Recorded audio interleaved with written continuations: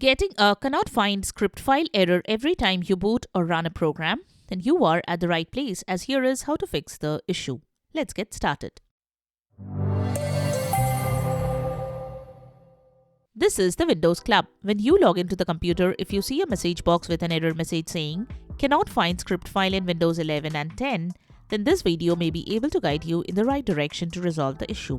Windows users usually see it when they log in. Let's get started.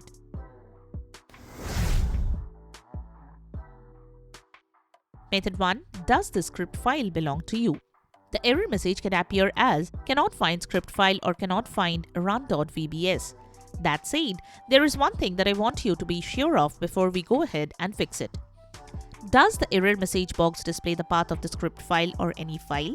If yes, you need to figure out if this was set up or installed by you. Usually, these script files are available in the startup folder or they run using the task scheduler. You should thorough them if you are unable to find your custom script. To check startup folder, open the WinX menu. Select Run to open the Run box. Type shell:startup and hit Enter to open the current user's startup folder.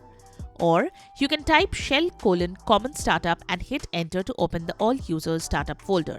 You should also check if the file was related to a program that you recently uninstalled. You can follow this guide to check the task scheduler.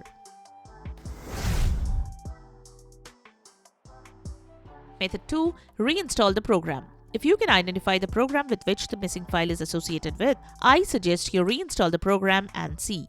If it is a Windows OS file, run System File Checker, open command prompt as an administrator. Then type sfc/scan now in the elevated command prompt window and hit Enter. Wait for the process to finish. You can also follow this guide for details. Method 3. Using Registry Editor to fix WinLogon entry. Open Registry Editor by typing regedit in the run prompt, followed by pressing the Enter key. Navigate to this path in the editor. Locate the string user in it and double-click to edit it. The default value of the string is. If there is anything else than it, then make sure to change it and click on the OK button. Log out and log in again to check if the error is now gone. Method 4. Run.vbs error.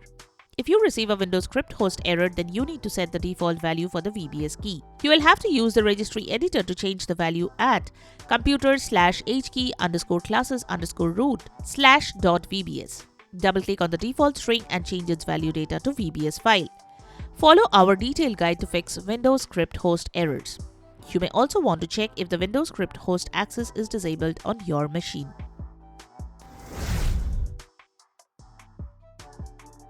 Method 5. Recreate the missing files. If you are not able to find which program is calling that file and you have tried everything, you can recreate the file and see what happens. Note the path and navigate to it using File Explorer. If other folder structures are missing as well, you will have to create it. Once you create the blank file, wait for it to be called by the program. If nothing happens, you are all set. If the application is a legacy one, I am sure you will see the related error again, giving you information about what has gone wrong.